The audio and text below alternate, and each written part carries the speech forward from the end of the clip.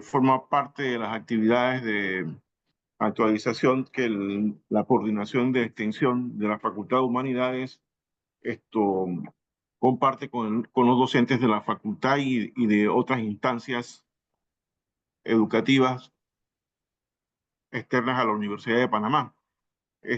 Primeramente, vamos a escuchar las palabras del señor decano de la Facultad de Humanidades, que nos va a dar la apertura del inicio de este seminario.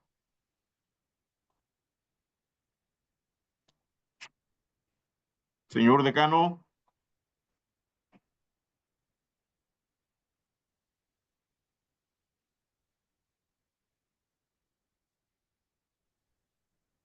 Cámara.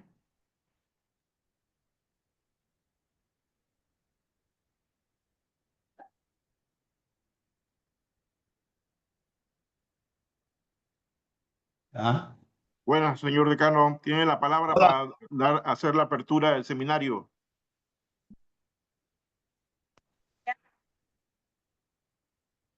Listo.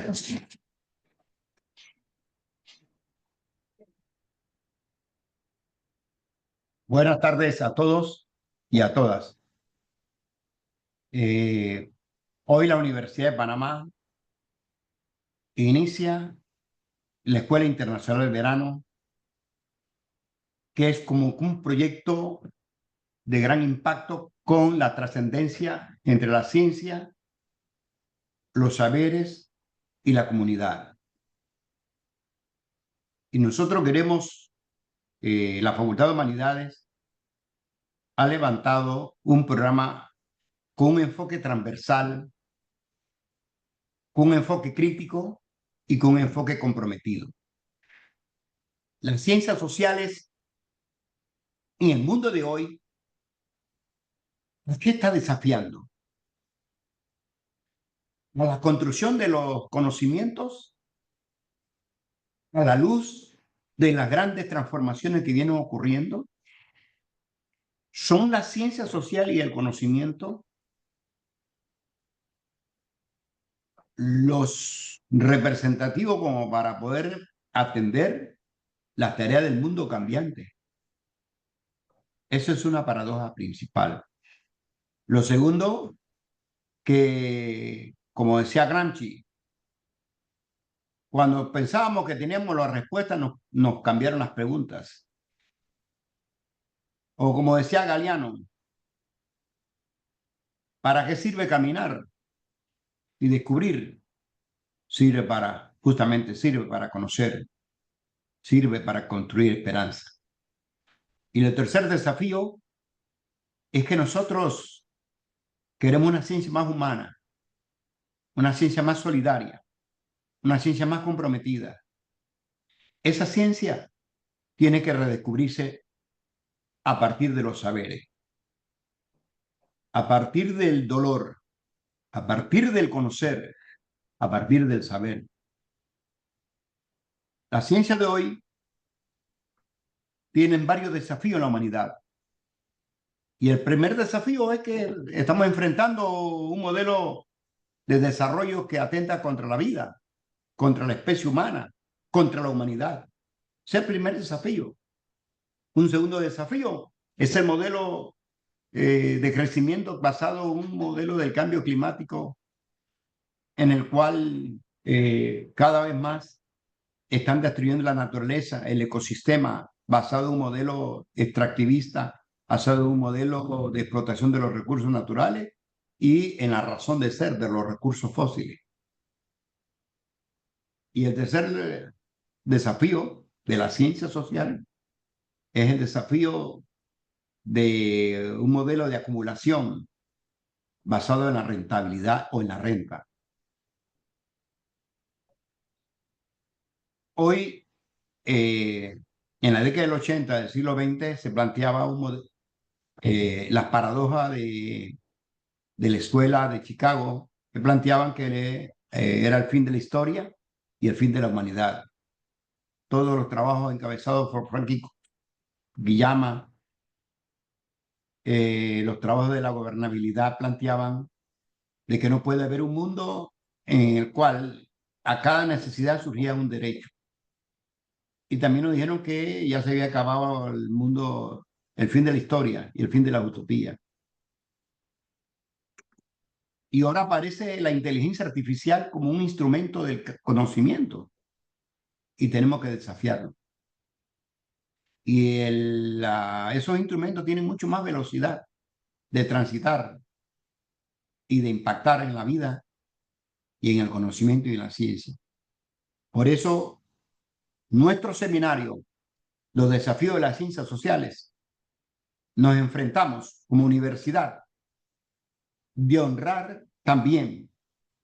Y es un homenaje que le hacemos a la patria, porque hoy la patria se siente mancillada, porque una potencia quiere decidir los destinos del mundo a base de la explotación, la degradación y el despojo de nuestros recursos naturales, así como lo está haciendo en Gaza,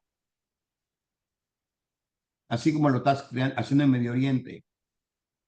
A nosotros, los panameños, esta política nos está destruyendo nuestras vidas y quieren despojarnos de nuestro principal recurso natural. De tal forma que este seminario de las ciencias sociales debe reflexionar sobre esas miradas, de ese mundo que tiene más valor, el riesgo de calificación para ver si se aumentan las pensiones o se aumentan la tasa de interés. Ese es el mundo que está destruyendo los bosques, las aguas. Si no, veamos que lo que está ocurriendo en el Amazonas y la desertificación y la quema de los bosques. Si no, veamos lo que está ocurriendo con el proyecto de expandir la cuenca hidrográfica a través del río Indio para suministrarle agua para el transitismo del canal de Panamá. Creo que todos esos problemas transversales que hoy nuestro Departamento de Educación Continua ha levantado como bandera son los baluartes que nosotros tenemos que seguir construyendo de una ciencia más comprometida, más liberadora, una ciencia que desconstruya las mentiras y las falacias, como lo que hoy está ocurriendo a través de ese modelo de la revolución woke o la batalla cultural que el neoliberalismo de la escuela austriaca intenta imponer en todos los pueblos del mundo, desfinanciando la ciencia, las universidades, pero también implantando un modelo de construcción de la cultura y la ciencia, donde no existe educación ni ciencia. En homenaje a este pueblo y a los universitarios, nosotros seguimos caminando. Deseo felicitar a nuestro coordinador, el profesor Florencio Díaz, a Jesús Alemancia, que tiene a cargo la responsabilidad en el día de hoy del taller, al equipo de educación continua, que nosotros no vamos a bajar las banderas de la memoria, de la huella, de la verdad, de la justicia, de construir la ciencia de nuestros días. La ciencia que no entra por la ventana, la ciencia que está cerca de los movimientos campesinos, indígenas, de las mujeres, de que los excluidos se sientan incluidos en nuestros diálogos, en nuestros pensamientos, en nuestros saberes. Por ello, declaro inaugurada esta jornada dedicada a la reflexión de las ciencias sociales y los desafíos de la humanidad. Gracias, compañeros y compañeras, a todos los que participan en este seminario, y sepan ustedes que el mejor preciado, lo que hemos hecho hoy, es construir ese baluarte que se representa mucho para nosotros, que es un homenaje a seguir defendiendo el Canal de Panamá, nuestra soberanía y nuestra patria. Gracias, buenas tardes y bienvenidos a todos a esta reflexión esta tarde. Gracias, señor decano, por tus palabras y recordarnos la realidad que estamos viviendo en estos momentos como sociedad. Bueno, vamos a pasar entonces a la presentación de nuestro invitado, que es un invitado muy especial. vamos a presentar al doctor Marco Roseman,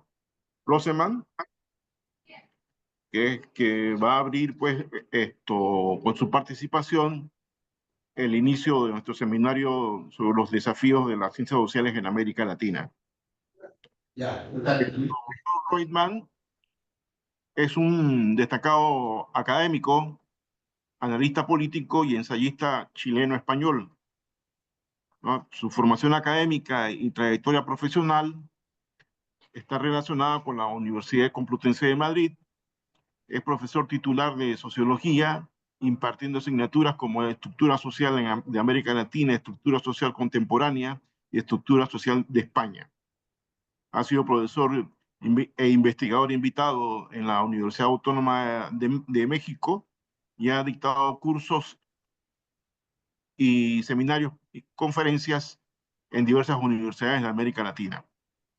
Entre sus contribuciones y publicaciones, que han sido publicadas en varias revistas internacionales y académicas, están Fútbol y Política, Conversaciones desde la Izquierda con Ángel Capa, de la editorial Foca en el 2022, Por la Razón o la Fuerza, Historia y Memoria de los Golpes de Estado, Dictaduras y Resistencias en América Latina del siglo XXI, España, en el año 2019, La criminalización del pensamiento crítico y subversión escolar, y mayo de 2018, Breve manual actualizado del golpe de Estado, Sequitur 2017, Los indignados, el rescate de la política, ACAL 2013, El pensamiento sistémico, los orígenes del socialconformismo por siglo XXI en el año 2009. Estos son algunos de los títulos que nos presenta pues la trayectoria de doctor Reutemann como investigador. Además ha sido colaborador y ha participado en medios como el Correo Orinoco de Venezuela, La Jornada de México, el Le Monde Diplomatique, la edición en español, y miembro del Consejo Editorial de Crónica Popular de España. Su experiencia personal y compromiso social también nos señala que fue parte del equipo que estuvo trabajando todo el proceso contra el dictador Pinochet y que permitiera pues su captura en Londres. Bueno, con ustedes el doctor Reutemann, y doctor Reutemann, usted tiene la palabra. Muchas gracias. Quisiera antes que nada empezar agradeciendo a la Universidad de Panamá y al decano en específico de la Facultad de Humanidades, el doctor Olmedo García, quien en estos momentos ha dado esas palabras que yo creo que expresan también un sentimiento de la necesidad de repreguntarnos, decía él, sobre la base también de construir, ¿no?, nuestras propias ciencias sociales y también nuestra propia articulación en el ámbito de lo que es la necesidad de transformación del capitalismo. Agradezco, por tanto, al doctor Olmedo García la invitación y sus palabras. También quisiera extenderlo a la Coordinación y Extensión de Humanidades, con quien he podido hablar, y lo hago simplemente señalando a Edgardo Aguilar, con quien me he carteado por correo electrónico. Quisiera, en segundo lugar, además agradecer a quienes han tenido el detalle de hacer la presentación específica en términos de la actividad profesional que me une. Quisiera también señalar que fui invitado hace creo que 8 o 9 años, si mal no me engaña mi memoria, también a inaugurar, pero presencialmente, los cursos de verano de la Universidad de Panamá y de Extensión. También en esa lógica tenía aquí al lado parte de la conferencia que había dado, y me recuerdo que muchas de las cosas, ¿no?, que anunciábamos por allí hace ya 10 o 15 años, 10 años creo, no siguen vigentes. Quisiera en cualquier caso dedicar esta conferencia a 4 grandes de las ciencias sociales latinoamericanos y panameños. Primero, a Carmen Miró, quizás la demógrafa más importante que ha dado América Latina, y yo diría una de las 5 grandes a nivel mundial. Carmen Miró es para América Latina en el ámbito de la demografía lo mismo que podría ser Teotonio dos Santos o lo mismo que podría ser fundamentalmente Pablo González Casanova en el ámbito de la sociología o la ciencia política desde el punto de vista de la teoría de la dependencia. En segundo lugar, a una gran geógrafa, Elia Herrera, cuyo conocimiento de lo que significó básicamente la estructura de Panamá en términos geográficos, en términos fundamentalmente incluso de la dinámica, lo que fue el Canal de Panamá, hace también que sea una grande del pensamiento latinoamericano. Por tanto, primero, 2 mujeres que habitualmente son invisibilizadas en estas sociedades no patriarcales y machistas, donde solamente aparecen no hombres, y en definitiva las ciencias sociales en América Latina han sido construidas a la par por hombres y mujeres. En tercer lugar, quería dedicárselo a Ricaurte Soler, un gran historiador y sociólogo cuyo conocimiento de la realidad panameña y su propia articulación como forjador de la revista Tareas es básico. La revista Tareas es parte del pensamiento no solamente panameño, sino también parte de lo que es el acervo cultural, hoy que se habla tanto de la batalla cultural del pensamiento crítico latinoamericano. En sus páginas han escrito y se ha recuperado gran parte de ese pensamiento teórico crítico que ha dado fuerza a las posibilidades de pensar y de actuar para transformar la realidad de América Latina. Desde la crítica a la teoría del desarrollo, desde las críticas a las concepciones que se fueron desarrollando a finales de la década de los 50 y 60 con las teorías duales, y que por ahí pasan trabajos de todos los grandes de América Latina. Creo que el acervo de lo que implica la revista Tarea y el STELA no es de gran importancia para conocer el desarrollo del pensamiento social latinoamericano. Y por último también quisiera dedicárselo a alguien que durante la pandemia nos dejó de acompañar y que también fue uno de los grandes teóricos panameños con una gran importancia e incidencia política, cuyos trabajos sobre democracia en Panamá son de lectura obligada. Me refiero a Marcos Gandase y hijo. Creo que estas 4 personas, ¿no?, constituyen gran parte de lo que presupone que para un latinoamericano, ¿no?, tiene la posibilidad de acercarse al pensamiento crítico panameño. Por tanto, quería dedicarle esta conferencia a estos 4 grandes de las ciencias sociales, podríamos decir grandes entre los grandes, y que muchas de las generaciones de latinoamericanos y latinoamericanas se han formado en torno a sus trabajos. Por lo tanto, quisiera, por mi parte, dar ese agradecimiento a todo lo que ha sido su obra, y también que los he podido conocer y estar con ellos en algún momento disfrutando de su conocimiento y de su compañía. Bien, quisiera empezar la conferencia o la charla fundamentalmente señalando 3 elementos. Sobre todo, siempre hay que poner un principio, ¿no? Es difícil empezar una charla o una conferencia cuando estamos descomponiendo parte del pensamiento social latinoamericano o cuando queremos explicar cómo y de qué manera se ha ido construyendo si no ponemos un principio. Es cierto que esos principios son arbitrarios. Si pusiéramos el final de la Segunda Guerra Mundial y empezáramos a establecer el vínculo en las ciencias sociales, tendríamos que hablar de las teorías de desarrollo, de Rostow, de Gino Germani, de Torquato Di Tella, de las primeras críticas en el ámbito de Gunder Frank, Ruiz Mauro Marini, Teotonio dos Santos, Agustín Cueva, y por tanto tendríamos, como es normal, un acervo de casi un siglo de pensamiento.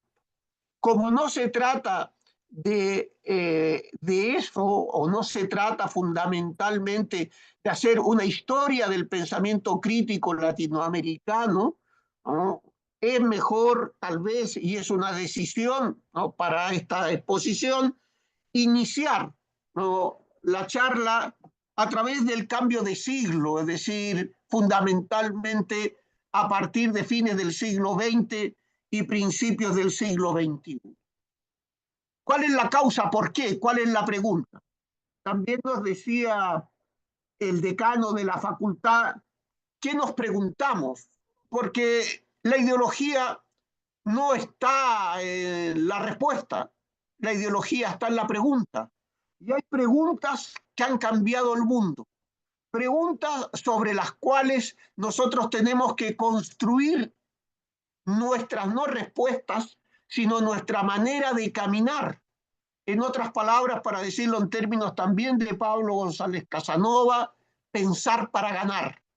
Pensar para ganar significa rehacer las preguntas, ver y recurrir a la historia para repensar y para reconstruir aquellos factores, aquellas estructuras sociales y de poder que hoy se han transformado y que hoy expresan, por tanto, una nueva realidad.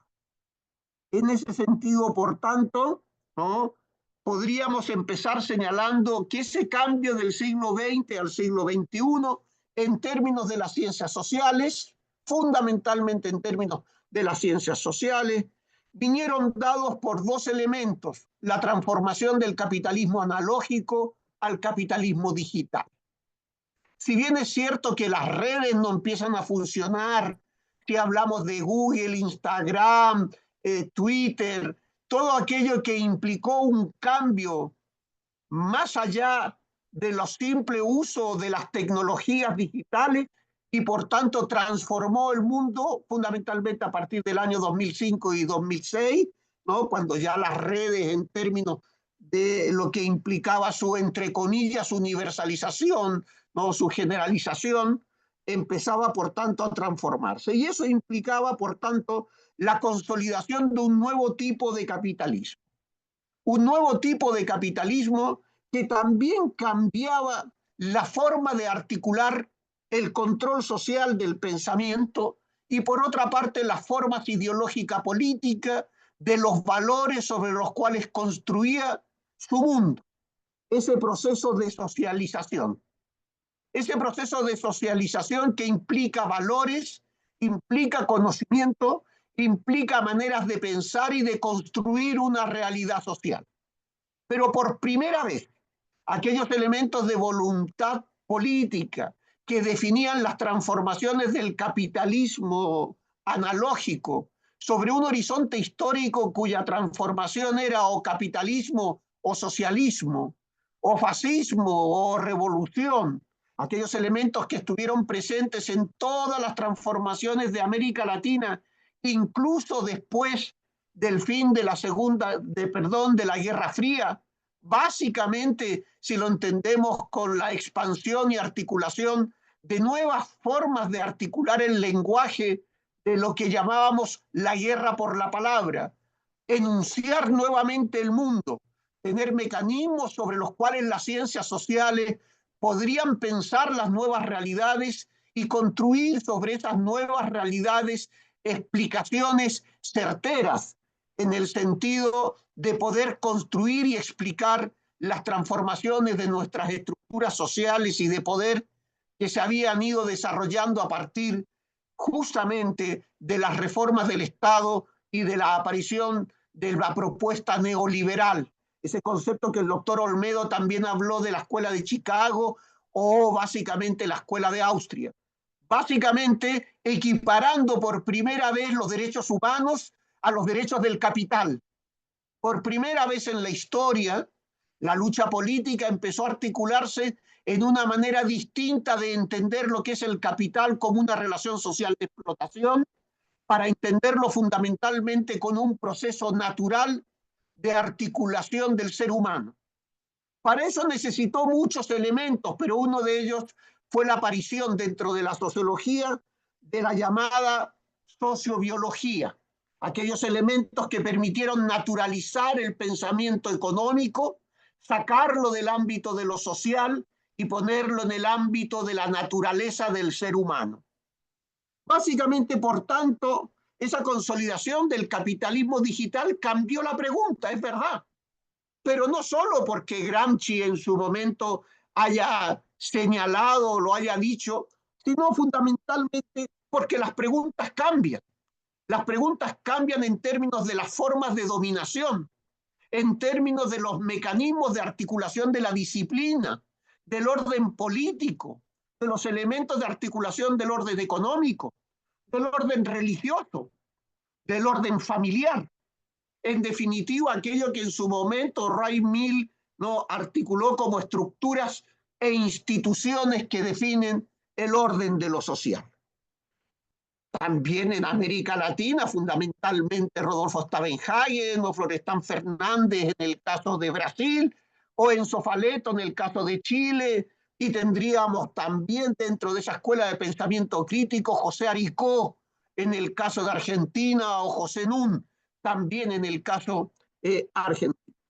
Una nueva manera de pensar, fíjense el cambio, construir una nueva manera de pensar en el ámbito del proceso de socialización. Y ahí las ciencias sociales juegan un papel determinante, un papel de cómo construimos el pensamiento. En su momento Paulo Freire había hablado de la pedagogía del oprimido, pero ahora hay que hablar de la pedagogía del dominador, pedagogía de quien necesita construir nuevos valores en el ámbito de una transformación de las maneras en las cuales se construye el orden del capitalismo. Ese capitalismo analógico pasa a ser un capitalismo digital. Y ese capitalismo digital por primera vez posibilita la posibilidad de control, pero no del control social del cuerpo en términos de las guerras tradicionales, sino del control de la mente. Ya no se trata solamente de asesinar, y para eso en la guerra del Golfo, la segunda guerra del Golfo, ¿no?, recordemos, ya estamos en el siglo XXI, expresaba el uso de esas nuevas tecnologías en el ámbito de la comunicación, en el ámbito no solamente de la comunicación, sino de la construcción de lo que se empezaron a llamar los relatos. El relato que dio lugar primeramente a ese concepto de posverdad, cuando los hechos fueron sustituidos por relatos, cuando el relato mató al dato, cuando los elementos de la ciencia fueron sustituidos por el negacionismo en todos los ámbitos, y el saber y el conocimiento fue sustituido por la opinión pública. Pero ni siquiera por la opinión pública, sino por la opinión popular, si se me permite, y ni siquiera eso, la opinión común.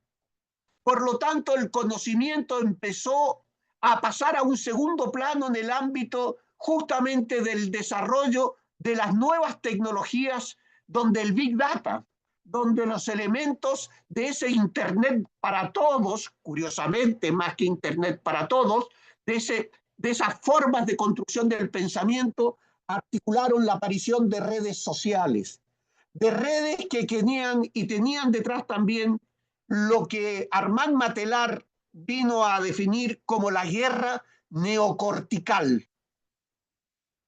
Justamente el control de las maneras del pensar y del actuar. Por primera vez en la historia se posibilitaba por la cibernética y la informática, fundamentalmente en el ámbito del uso cotidiano de los ordenadores, que ya más que ordenadores son dispositivos sobre los cuales la configuración del dato, los elementos de la conducta, los mecanismos en los cuales los algoritmos construyen y desconstruyen, ¿no?, los mecanismos sobre los cuales el pensamiento se articula. Es por tanto más fácil en esta concepción fundamentalmente de transformación de las maneras del pensar y del actuar, ese concepto de la posverdad y el negacionismo. Bien, si el ser humano en esta lógica de la guerra neocortical era enemigo de sí mismo y es enemigo de sí mismo, en tanto en cuanto es el propio ser humano el que a través de la concepción de que sí se puede y estamos por encima de ese mundo social, colectivo, en el cual el desarrollo del ser humano en esas dinámicas tenían como concepto, y también lo ha señalado el decano, el concepto de dignidad y humanidad sobre la base de la paz. En otras palabras, el ser humano desarrollaba cualidades que eran propias. A partir del siglo XXI, el ser humano sería despojado de esas cualidades para pasar a ser simplemente un operador sistémico. Un operador sistémico donde el propio concepto de ciudadano iba a retroceder en beneficio del concepto del consumidor. A partir de ahí también el ser humano fue redefinido y se redefinió fundamentalmente como un ser imperfecto. El ser humano sería una construcción imperfecta. Como imperfectas serían sus propias instituciones. Como imperfectos serían sus propios procesos y proyectos políticos. Y por tanto, la perfección no estaría en el ser humano, sino que estaría en una herramienta que posibilitaría aumentar la humanidad a fin de hacerlo completo. Se desgajaba el ser humano. Se desgajaba como también se hizo en el ámbito económico. Si el trabajo, pongo el ejemplo, si el trabajo era la forma por excelencia de construcción de la dignidad en el ámbito del quehacer de las personas y por tanto en la medida en que el trabajo nos hacía libres, el trabajo pasó a ser parte del mercado. Se desgajó algo que costó siglos al propio capitalismo defender: la igualdad de ciudadanos en términos de derechos, en términos fundamentalmente de una ciudadanía política, social, económica y cultural, fundada básicamente no en la meritocracia, sino en la dignidad humana que implicaba el bien común de una vida donde la salud, el trabajo, la educación, la vivienda, los recursos naturales, el ecosistema formaba parte de nuestra propia existencia. Las ciencias sociales latinoamericanas se desarrollaron a principios del siglo XXI y podríamos poner también ejemplos de panameños que trabajaron y trabajan básicamente, ¿no? Por ejemplo, Guillermo Herrera, quien ha trabajado todo el problema básicamente de la dinámica medioambiental en América Latina articulado al ser humano y ganando incluso un premio Casa de las Américas que lamentablemente se ha distribuido poco y que es uno de los buenos elementos de la historia ecoambiental, ¿no?, que se ha hecho desde la perspectiva general de América Latina. Por lo tanto, cambió el principio de explicación y el ser humano definido como imperfecto pasó a tener una dinámica diferente donde, y también lo ha dicho el decano, fundamentalmente la inteligencia artificial. Por tanto, si el ser humano es imperfecto, aparece una humanidad aumentada que le permite al ser humano no pensar, sino dejar todo en manos del Big Data y los algoritmos que le solucionan el problema, que le tranquilizan, que al mismo tiempo deciden lo que consume, cómo consume, al mismo tiempo define lo que ve y lo que no ve, cómo y de qué manera llega a los sitios mediante el GPS, hoy mediante chat, ¿no?, de inteligencia artificial que permite sustituir incluso las redacciones de las personas en términos de construir a través de algoritmos, ¿no?, una dinámica distinta de realidad. Pero si el ser humano se vinculaba entre la naturaleza y su potencia para transformar en términos de realidad una forma de articulación política, que era la realidad social, una construcción, una forma social que nosotros nos damos básicamente para entender que lo humano de lo humano implica fundamentalmente el bienestar de la mayoría. En otras palabras, nos dábamos como posibilidad de construcción un orden de no explotación, un orden articulado fundamentalmente a la lógica de la democracia social, económica, política, cultural, étnica y de género, que por las propias características del capitalismo no podía darse en su interior. Solo en su interior se podían dar las luchas por la democracia. Las luchas por la democracia en el ámbito de una sociedad donde ese bien común se articulara, desarrolló las ciencias sociales latinoamericanas. Fue un punto también de inflexión, no solamente en el siglo XX, sino a principios del XXI. Todo un pensamiento crítico, reformulado, rejuvenecido, se articuló básicamente en la defensa de la humanidad, en la defensa ya no de esa contradicción socialismo-capitalismo, que también, sino esa defensa del planeta. En esos ámbitos donde nos preguntamos cómo y de qué manera la interrelación de la complejidad del orden de lo social implicaba repensar las ciencias sociales en esa complejidad donde se nos proponía además un proceso de deshumanización. Un proceso de deshumanización que tuvo también y tiene también representantes en las ciencias sociales. Hay que entender que las ciencias sociales constituyen una posibilidad real de control y de hecho tenemos la historia de América Latina en el plan Camelot. Procesos, proyectos, estilos de desarrollo que tienen bajo la fórmula de neutralidad valorativa la presentación de estudios para el control y la dominación del pensamiento crítico.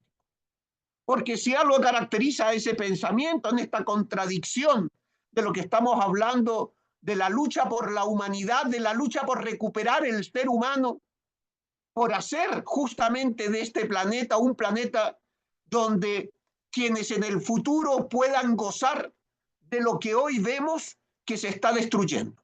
No es solo un problema de guerra, porque hace 20 años, ¿cómo pensábamos en la guerra? No tenía sentido.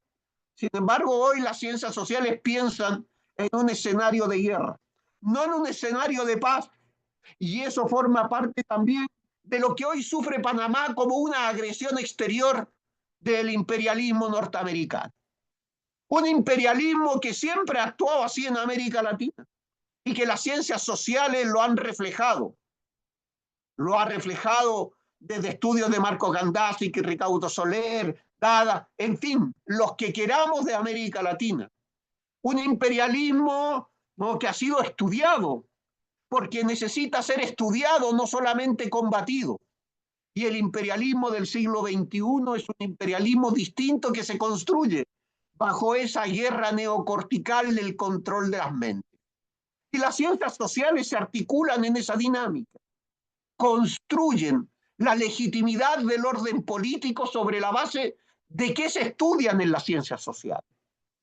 Por eso es tan importante que América Latina, en ese pensamiento propio de sus ideas, de su construcción de la crítica al poder, entienda básicamente, y de hecho sus sociólogos, politólogos, antropólogos, historiadores, matemáticos, físicos, porque hay que entender que esta es una responsabilidad de todos en el ámbito de una crítica al poder, de lo que el poder hace y fundamentalmente para explicar a las grandes mayorías justamente que hay alternativa, que hay proyecto, que hay una manera distinta de articular al ser humano.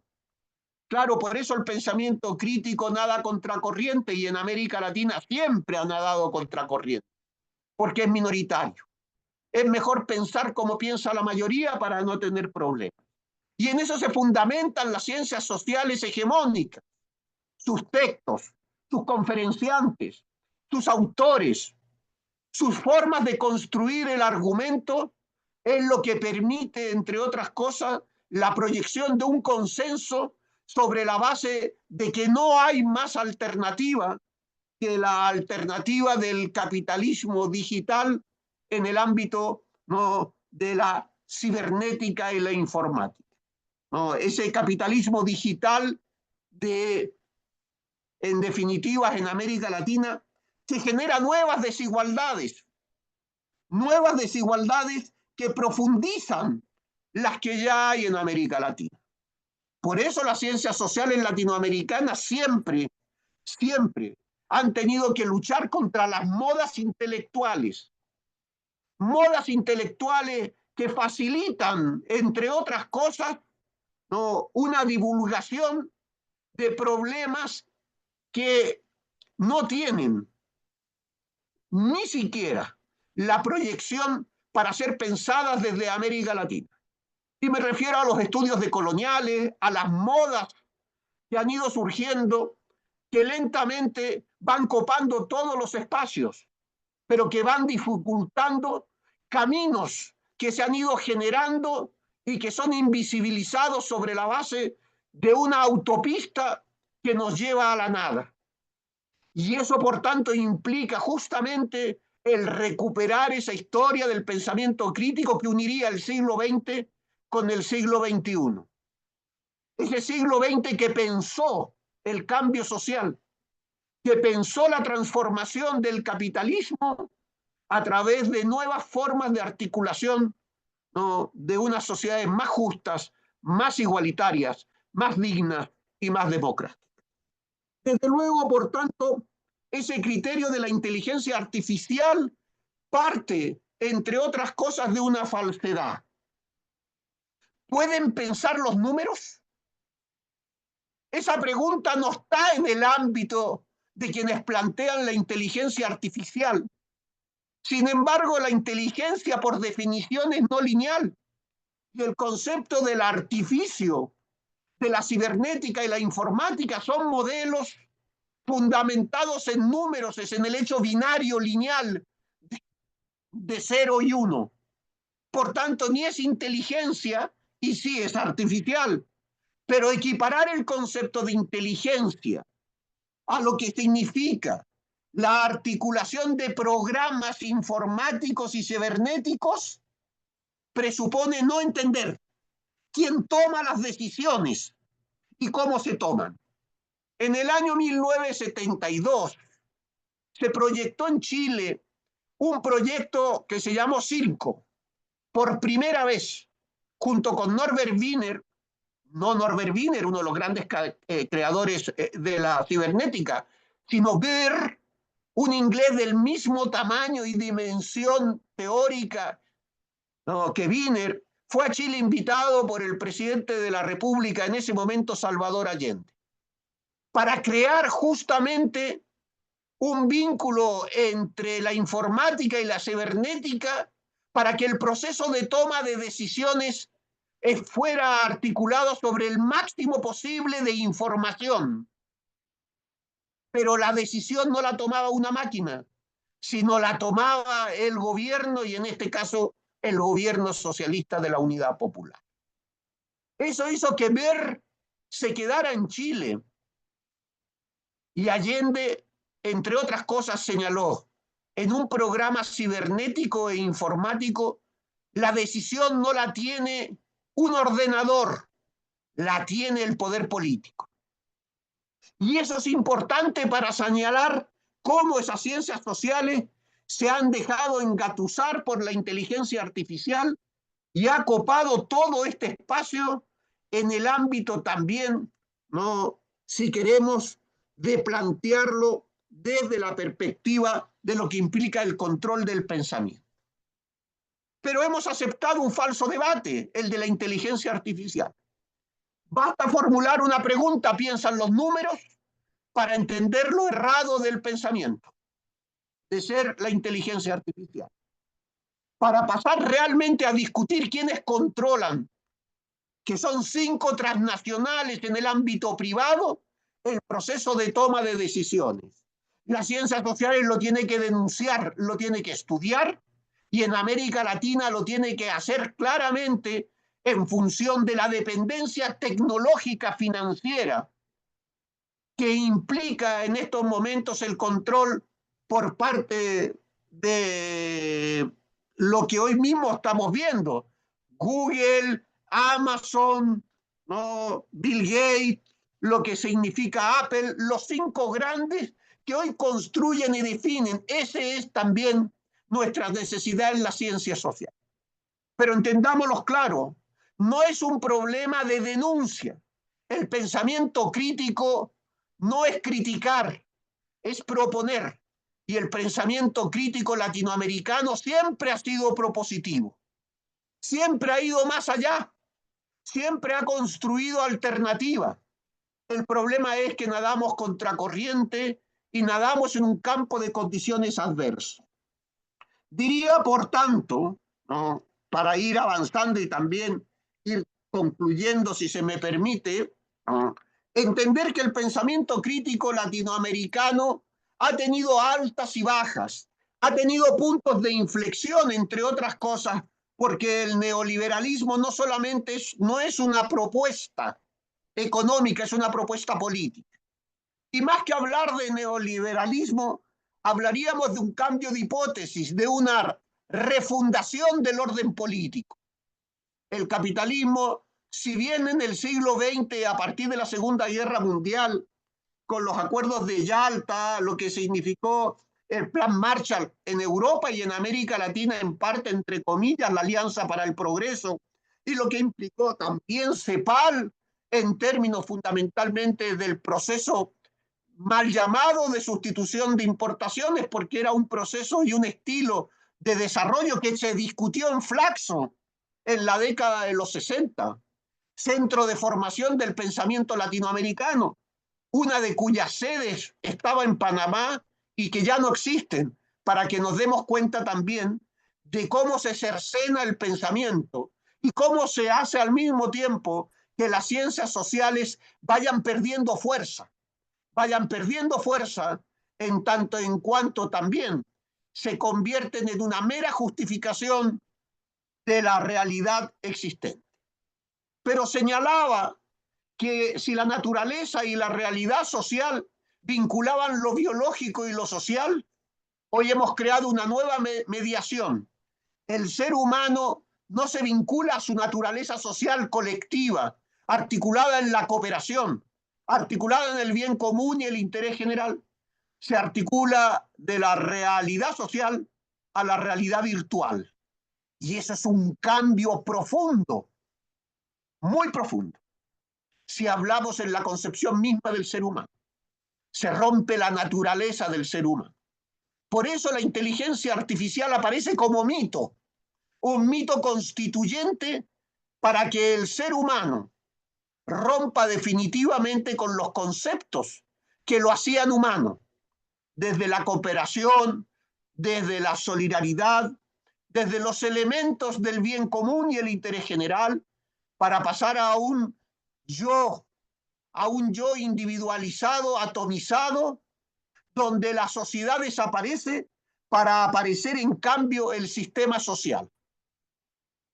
Y estudiamos el sistema.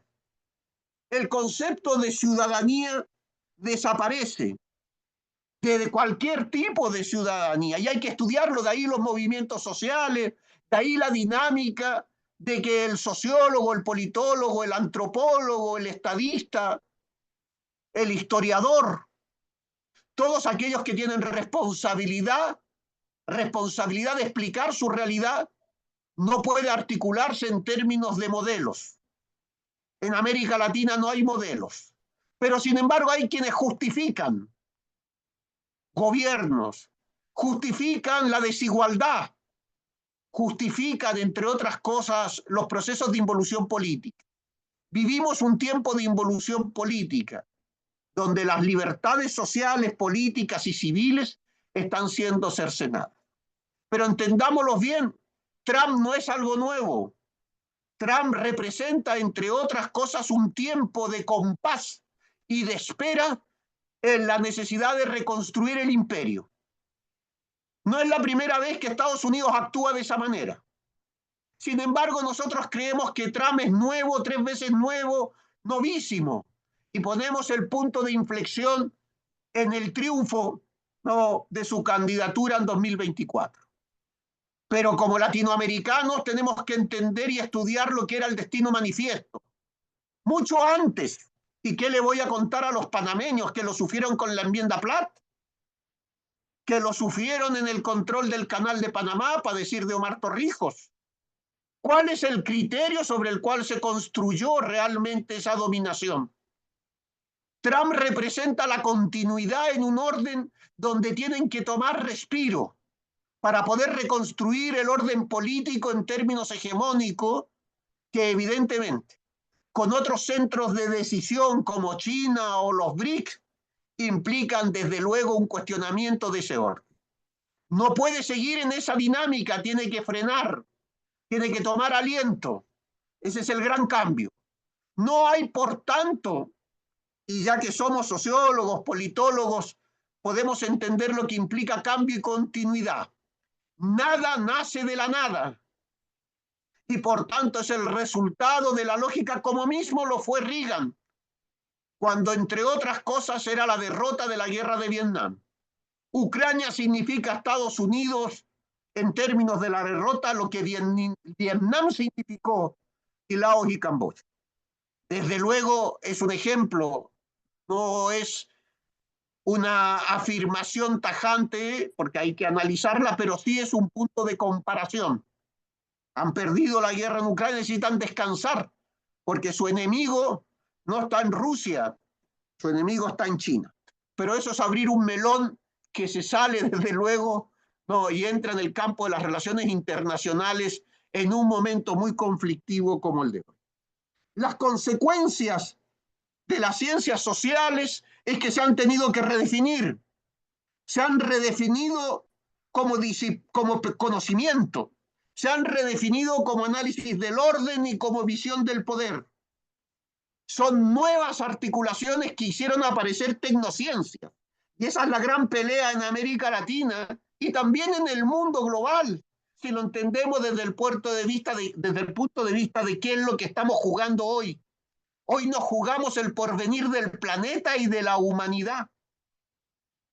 El planeta sufre, pero Georgescu, uno de los grandes economistas articulado a Samuelson en la década de los 60, hablaba de cómo el planeta va entrando en una lógica entrópica que implica que si no vinculamos lo humano con la naturaleza, el planeta se muere. Porque lo vamos gastando, no tiene recuperación. Todo se funde, se transforma, pero la transformación de trabajo en energía siempre hay una pérdida. Y esta pérdida implica que cuando se extraen materias primas, el planeta se degrada.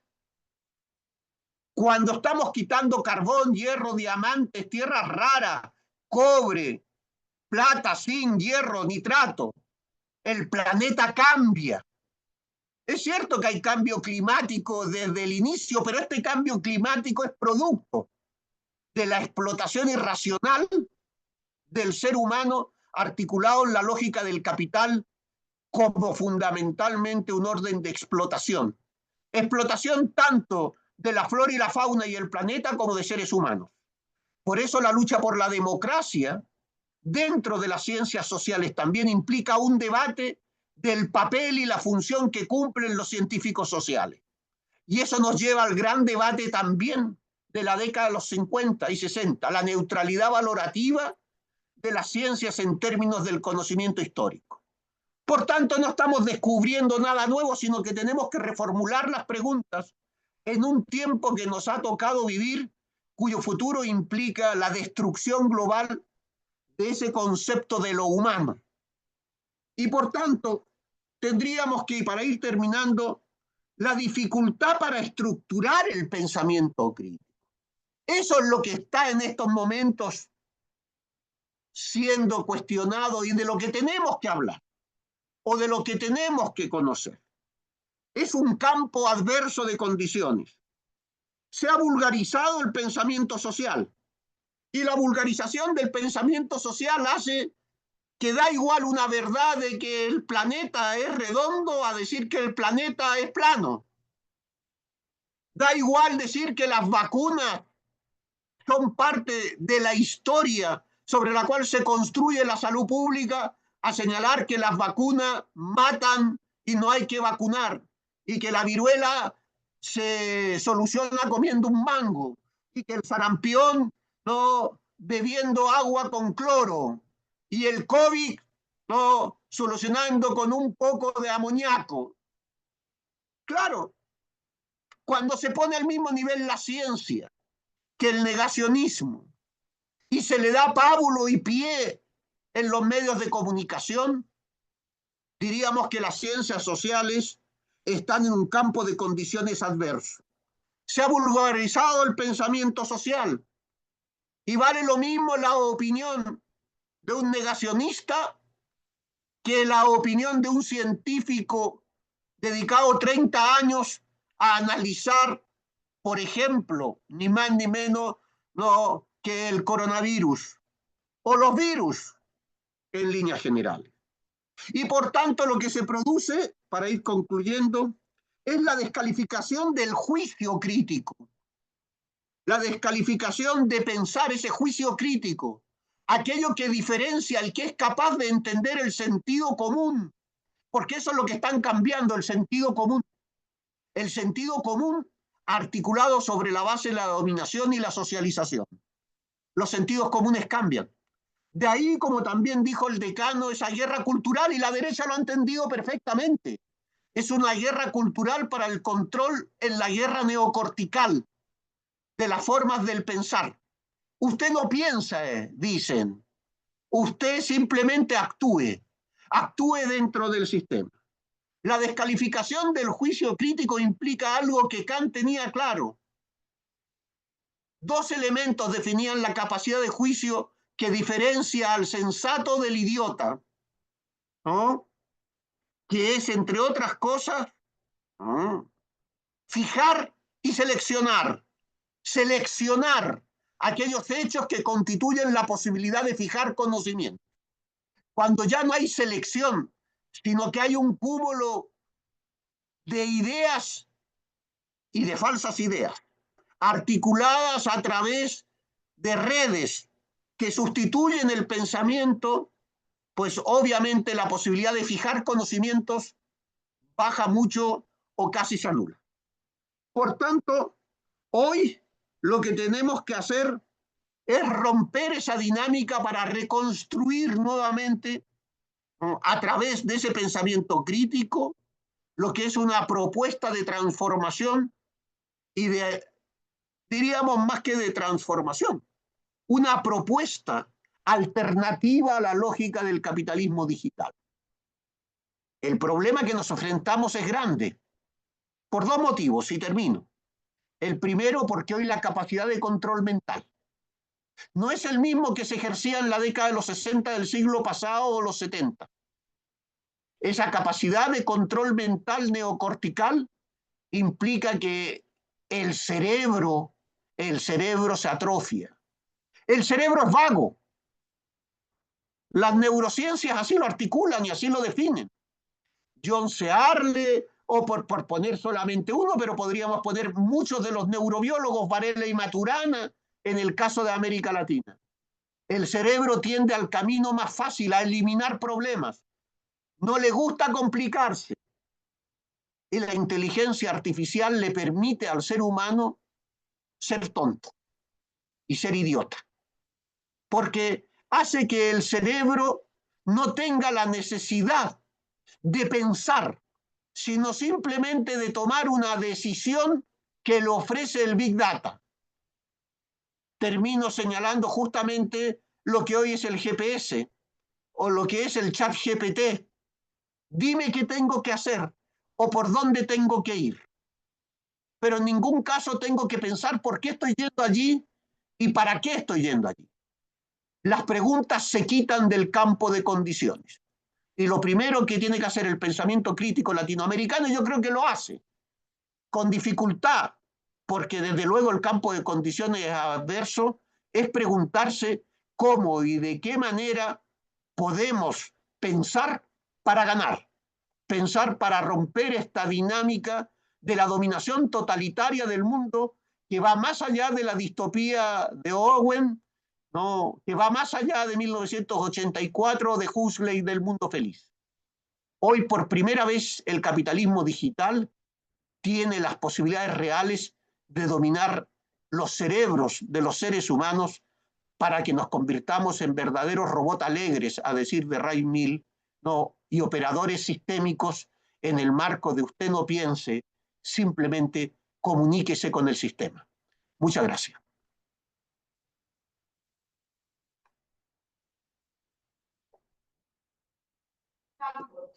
Gracias, profesor Reutemann.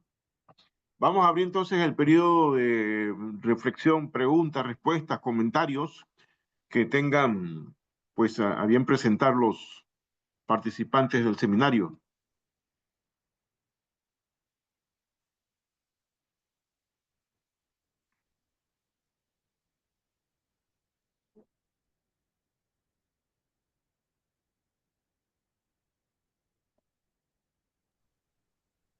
Bueno, no soy muy versada en la temática, pero por eso estamos aquí tomando el seminario. Yo creo que lo que apunta el expositor es muy interesante y puntual en términos de que en verdad ha habido una desviación, diría yo, del valor que tienen las ciencias sociales en esta época, pero entiendo que es producto del modelo neoliberal que pretende, yo diría que reemplazar las ciencias sociales, los enfoques sociológicos de la realidad de nuestros países por un enfoque eminentemente economicista que, como bien deja ver pues el expositor, eh, nos permite como científicos sociales reflexionar un poco hacia dónde va nuestros países, si en la medida que va pasando el tiempo no retomamos los enfoques necesarios, yo diría hasta ideológicos, ¿verdad? Oportunos para poder enfrentar esta tendencia de que querer quitarle el valor a las ciencias sociales. Y lo podemos ver, por ejemplo, en la forma como los gobiernos hoy en día, con ese enfoque neoliberal, debilitan todo lo que es los gastos sociales en las instituciones, como por ejemplo se hace énfasis inclusive en las universidades, el énfasis en las ciencias puras que en las ciencias sociales, y así un sinnúmero de elementos pues que dejan ver que hay que retomar, hay que jugar un rol para cambiar esto. Me pareció puntual los planteamientos que hizo con relación a la posición de Panamá, el asunto del canal de Panamá, situación que es preocupante, pero eso es parte de lo mismo, ¿no? Del modelo y de las posiciones, como él dijo, de la guerra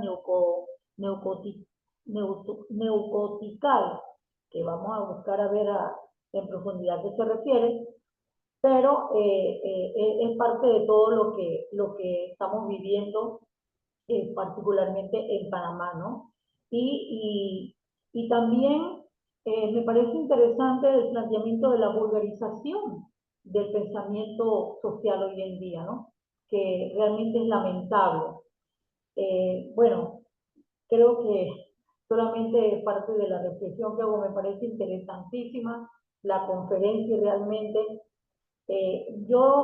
profesor Guillermo Castro nos dio clase a nosotros sobre el enfoque de la realidad social en la maestría, y de verdad que agradezco al expositor el reconocimiento que le da al doctor Guillermo Castro Herrera, porque fue uno de los puntuales en dar sus aportes al valor y al contenido de las ciencias sociales en nuestro país, ¿no? Particularmente Panamá.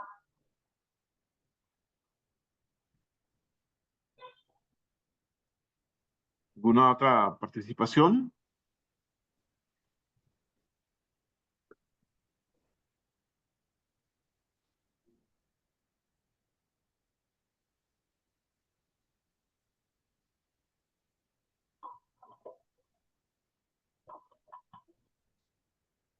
Hola. ¿Alguna otra participación por parte del aula? Jesús, yo no quería participar, pero ya que insistes. Mira, Adelante. vale, a mí me parece interesante, ¿cómo se llama? Tratar de reflexionar con esto sobre lo que planteó la profesora, de cómo se ha ido unificando el pensamiento y haciéndolo cada vez, digamos, menos debatible, porque estamos como en un área en la cual un área específica de desarrollo de las ciencias sociales donde pareciera que nada de lo que tú plantees que pueda ser crítico es admisible, absolutamente nada. Entonces sería bueno como ampliar esas ideas para tener una mayor claridad si este es un fenómeno solamente de Panamá, es un fenómeno que se está dando en toda América Latina o es incluso un fenómeno mundial, porque acá se vende como, o se presenta como si fuese un hecho esporádico, totalmente esporádico, y una situación de pragmatismo puro. O sea, tú tienes que desarrollar un conocimiento que sea altamente práctico. Tú tienes que desarrollar un conocimiento que tenga una metodología clara.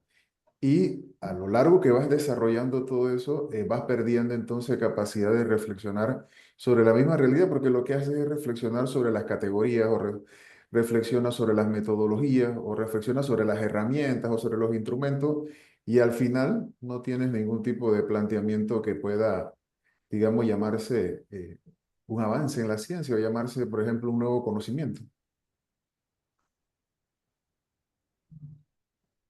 Bueno, el expositor planteó sobre la tendencia de la digitalización que de alguna manera está ejerciendo control de la mente para desviar, yo diría, ¿no? Los enfoques que son necesarios dentro del dentro del campo de las ciencias sociales, ¿no? Hay una guerra planteada contra las ciencias sociales, es lo que manifiesto, no sé.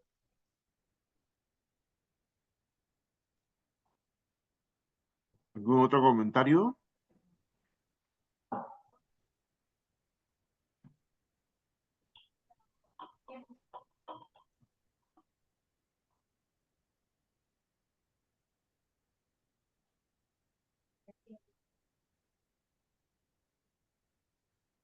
Me gustaría que el expositor nos ampliara un poco en virtud de la posición del profesor que dice ARM, no sé qué significa, para ver si estamos en un enfoque como correcto, ¿no? De lo que hemos asimilado en esta conferencia. Bueno, sí, sí.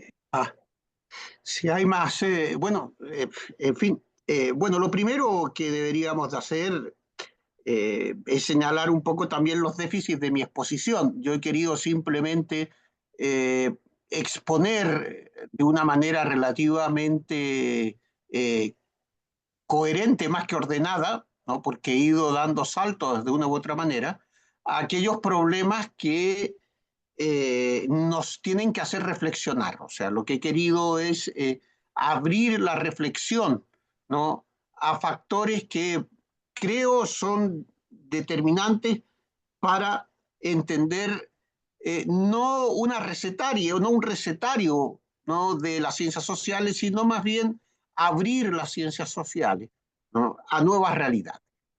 A nuevas realidades que una de ellas es la de América Latina. Yo estaría de acuerdo con lo que plantea básicamente Alexis Rodríguez, ¿no? No estamos ante un fenómeno particular de Panamá o de México o de Argentina o de Uruguay, si hablamos de Milei, si hablamos, digamos, de la coyuntura. El problema es de fondo. Estamos hablando de un mecanismo de organización que es el capitalismo. El capitalismo es una estructura y una organización, que además es una propuesta política, no económica. La economía como tal es una ciencia social, ¿no? Desde su principio, es decir, dicho desde los fisiócratas, ¿no? En términos del vínculo entre la naturaleza y la explotación de los recursos, es decir, no hay nada, ¿no? Que no esté ligado en el ámbito de lo social y entre ellos la economía. Es cierto, como dice la profesora, que se ha intentado naturalizar la naturaleza del ser humano, es decir, lo que se llamó malamente el homus economicus, ¿no? Mal llamado, ¿no? Hombre económico o ser económico. Se naturalizó y desde luego esa es una batalla, es una propuesta teórica. El problema es que es una propuesta teórica que en la década de los 60 era marginal y en el siglo XXI se ha convertido, ¿no? En hegemónica. Es decir, todos partimos del concepto de egoísmo, del yo, del empoderamiento, del concepto mismo de la sociedad del rendimiento, para decirlo en términos de Byung-Chul Han, ¿no? Ese criterio de la autoexplotación. Nos explotamos nosotros mismos sobre la base del rendimiento. Por lo tanto, yo diría que no es solamente de Panamá. El problema es que en Panamá o en México o en Chile o en España adopta criterios distintos porque el capitalismo tiene distintas formas de articulación en función de las lógicas y de las dinámicas de la relación capital-trabajo. El capitalismo en España no es el mismo capitalismo que en Chile o en Panamá. Los criterios de articulación en Francia del capitalismo desde el punto de vista de su propia estructura productiva es diferente. Por lo tanto, la racionalidad, para decirlo en términos weberianos, es diferente, pero ni mejor ni peor, es distinta. Es distinta, pero explica básicamente el control de los mecanismos sobre los cuales el proceso de acumulación de capital se articula. Es decir, el proceso de producción y reproducción del capital. O sea, aquella relación que entendemos como la relación contradictoria capital-trabajo. Pero las formas que adopta la relación capital-trabajo es diferente según los países. Por eso hablamos de dependencia industrial, tecnológica, dependencia colonial, las formas que se articularon, ¿no?, en el capitalismo colonial entre el siglo XVI y el siglo XVIII, lo que implicó el desarrollo del capitalismo industrial y los mecanismos de articulación, ¿no?, en términos de la aceleración del proceso productivo, la intensificación del proceso productivo, la propia dinámica de la idea de progreso. Por tanto, todos los países son distintos, pero los une la dinámica de la relación capital-trabajo. Por lo tanto, puede adoptar distintas formas, porque la historia del capitalismo no es lineal. Otra cosa es que podamos entender que, como lo hizo Marx, explicar una lógica de la construcción del capital como relación social. Porque ese fue el gran descubrimiento de Marx, el capital como una relación social de explotación. Por lo tanto, en esa dinámica se encuentra la crítica, ¿no?, a la economía política del capitalismo. Ahora bien, como fenómeno mundial implica más que el neoliberalismo. Yo no hablaría hoy del orden neoliberal, porque eso es quedarnos cortos. Eso es simplemente entender que el neoliberalismo, ¿no?, como una propuesta ideológica articulada sobre Hayek, von Mises, fundamentalmente la escuela de Austria, ¿no?, empezó a tener fuerza a partir de la década de los 60, sobre todo en Naciones Unidas, con lo que fue, ¿no?, el globalismo y la dominación mundial en ese ámbito. Bueno, es decir, es parte de un proyecto más amplio, es la refundación del orden.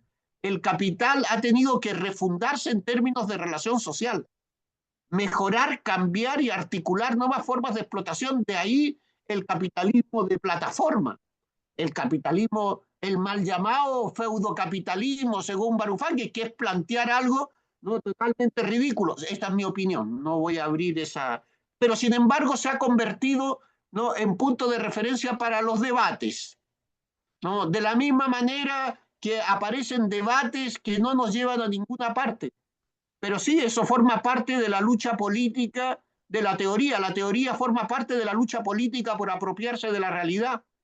Y esa teoría, ¿no?, que es parte de la lucha política por construir horizonte histórico, por desarrollar transformaciones y crear proyectos, está sometida también al control ideológico político de las grandes publicaciones, de las grandes editoriales, que proyectan cuáles son los debates que hay que hacer y qué debates debemos de hacer. Claro, por eso resulta, entre otras cosas, ¿no?, difícil, digo, ¿no?, reentender que no se ha inventado nada, sino que son momentos distintos del propio debate teórico en términos de esa lucha política.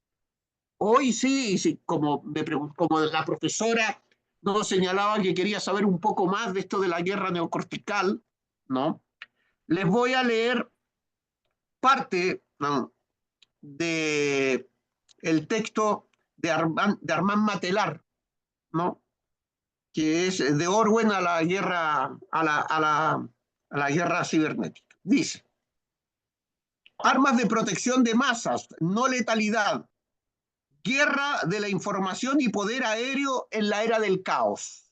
Lo que hablamos de la complejidad del orden. Pero fíjense ustedes lo que se define como tal. Sean electromagnéticas, cinéticas o químicas, las nuevas armas no letales desafían el concepto de guerra como sinónimo de destrucción mutua, tal y como lo habían definido la disuasión y la proliferación nucleares. Redefinir la guerra colocando las nuevas bases de una nueva doctrina estratégica que considere las nuevas tecnologías de la información es a lo que se han dedicado los estrategas del aire y del espacio después de la salida de la primera guerra del Golfo. Ese concepto de la guerra neocortical que lo que trae es la necesidad de control y dominio de las mentes, ¿no? Eso es el significado de la guerra neocortical. Ganar la guerra sin destruir al enemigo. Y eso tiene que ver, entre otras cosas, con lo que las ciencias sociales empezaron a ver y han empezado a estudiar, el concepto de las emociones. El concepto de las emociones permite, entre otras cosas, generar estados nerviosos desde el punto de vista incluso de redefinir en ese ámbito de la información las enfermedades del capitalismo digital, enfermedades mentales como la neurosis, la depresión, factores que tienen que ver, entre otras cosas, con el agotamiento intelectual y por tanto psíquico, porque hay un control básicamente en ese ámbito. Y hoy tenemos enfermedades que no son las mismas enfermedades de principios del siglo XX o de mediados. Enfermedades mentales de atención, enfermedades mentales de neurosis, enfermedades mentales de depresión, y eso se puede crear, por supuesto. La angustia y el dolor y el miedo son construidos políticamente. Y eso se puede hacer a través de, entre otras cosas, de aparatos tecnológicos como el que tenemos delante, es decir, esa realidad virtual. Construir el campo de la política en el campo de las emociones, del control del dolor, del control del miedo, del control de la tristeza, y de romper algo que es muy claro, ¿sí? Y que permite hablar del totalitarismo hoy. Cuando desaparece la esperanza en términos de construcción política, lo sustituye no la desesperanza, el miedo, fundamentalmente, y por otra parte, el miedo articulado en la mentira como una manera de ruptura de la conciencia social y de la conciencia política. Eso es lo que está pasando ahora.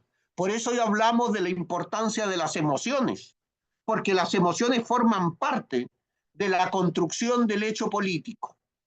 Y eso solamente se puede hacer a través de las nuevas tecnologías. Porque la manera de controlar ya llega a tu casa, llega a través de las plataformas, llega a través de Twitter, llega a través de TikTok, llega a través de Facebook, llega a través de 280 caracteres o los que fueran. Esa es la importancia sobre la cual se refunda el orden. El neoliberalismo, yo creo que ha tenido tres momentos. El fundacional, a partir de la década de los 70 del siglo pasado, es decir, la desarticulación del estado del bienestar, fundamentalmente transformar la política keynesiana de redistribución de la renta y pleno empleo en una articulación de que culpables son las víctimas y por tanto hay que despolitizar y desideologizar. Esa fue la primera gran revolución que significó la refundación del orden en términos del Estado, entre comillas, neoliberal.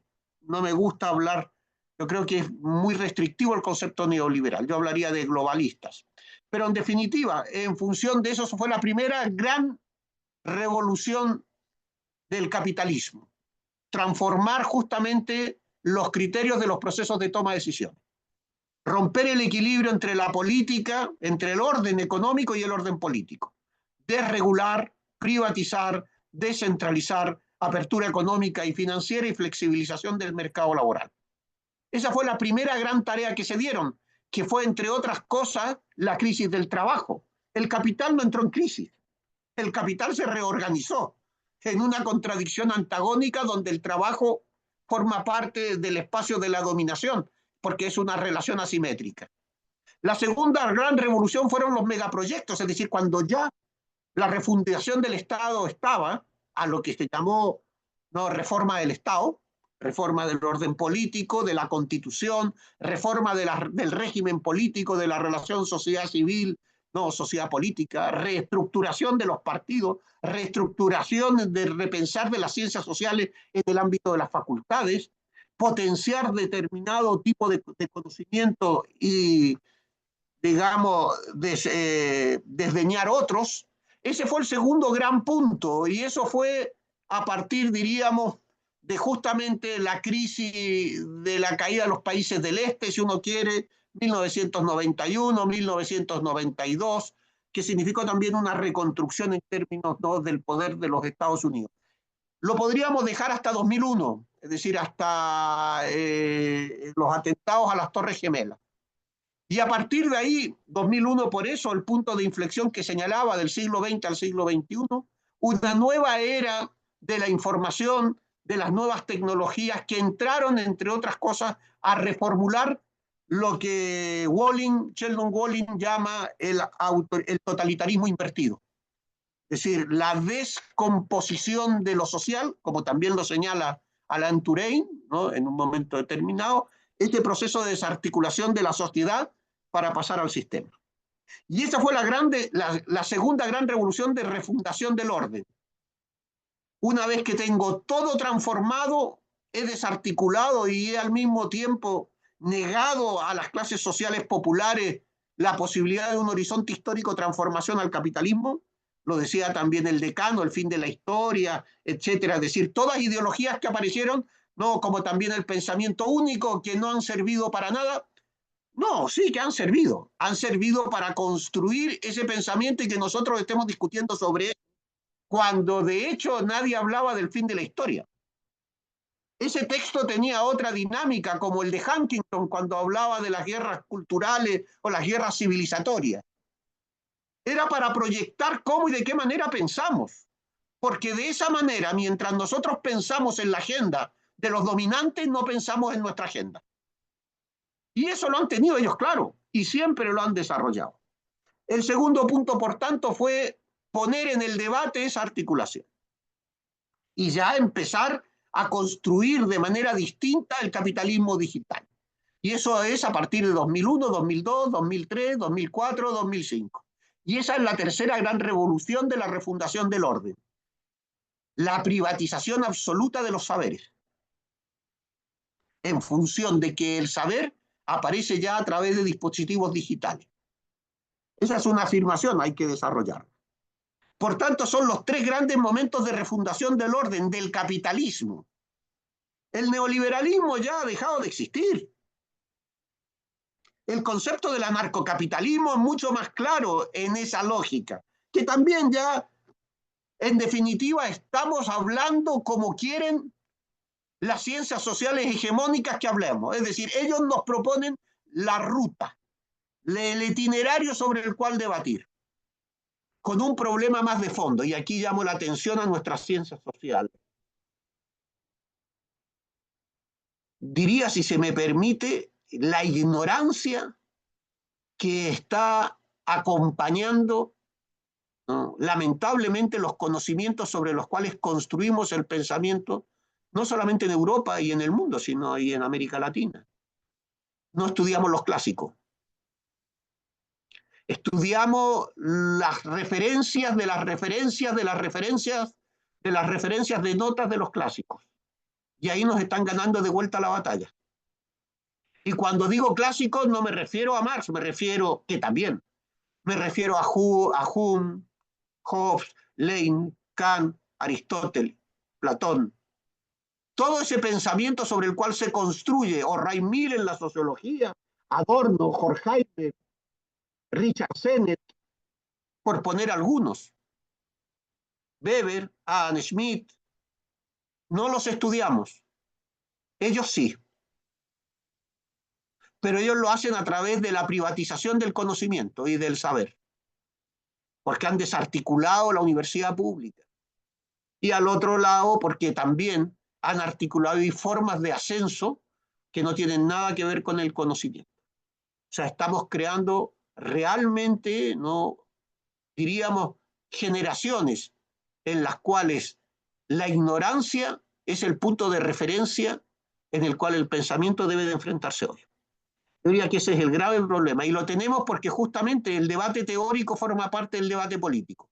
Pero si antes uno señalaba que la teoría nos hacía a nosotros como pensadores, hoy el peor insulto es decir eres un teórico, y de paso eres un intelectual, y lo que hay que hacer es actuar.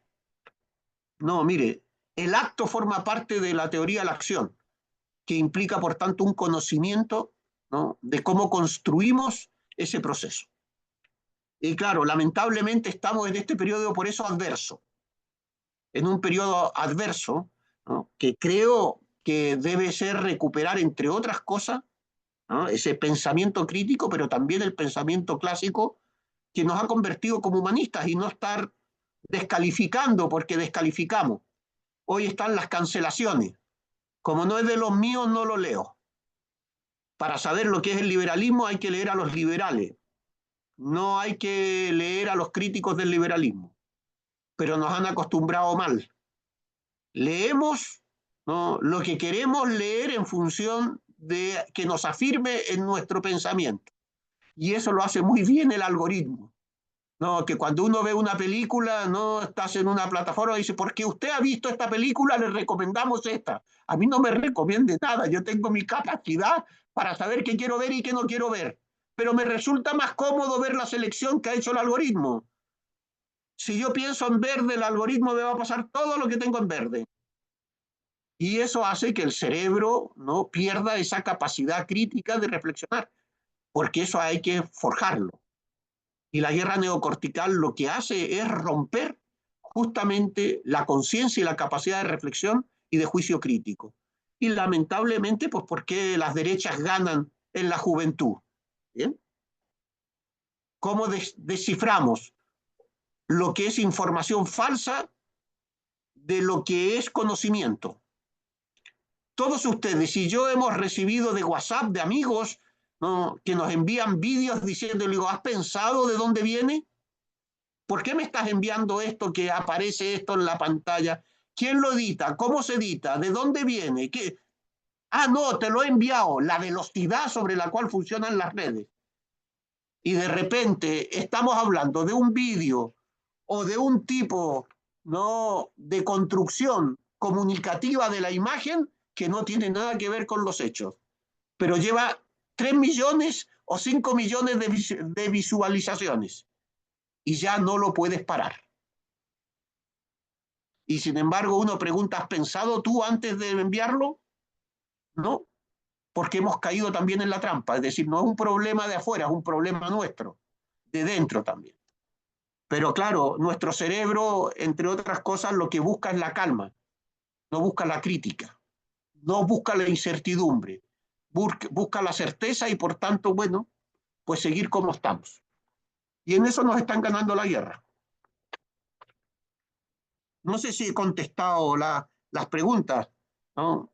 Estamos ante un problema global y por último también entran a jugar otros elementos que hasta ahora no jugaban y lo pueden hacer por el capitalismo digital, entre otros la construcción de emociones, el control del dolor político, el dolor social, dolor político, el miedo atenaza. Sí, claro, por eso se construye políticamente. Hoy tenemos un miedo, la tercera o la cuarta o la quinta guerra mundial. ¿Nos hemos preguntado cómo ese miedo que hace 30 años no existía lo tenemos?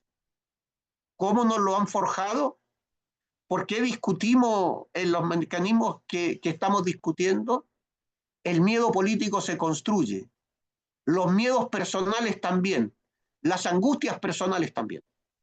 Y eso se da en el cine, en la televisión, en la cultura, en las lecturas, en las novelas, en el arte, en la arquitectura, en la pintura, en la construcción de las ciudades, en la lógica del caminar, cómo aparece la distribución y la gentrificación de las ciudades.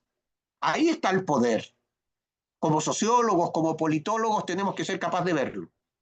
Y si no lo vemos, tenemos una dificultad nuestra. No le echemos la culpa, ¿no?, al poder. El poder siempre va a querer, ¿no?, que nosotros no pensemos.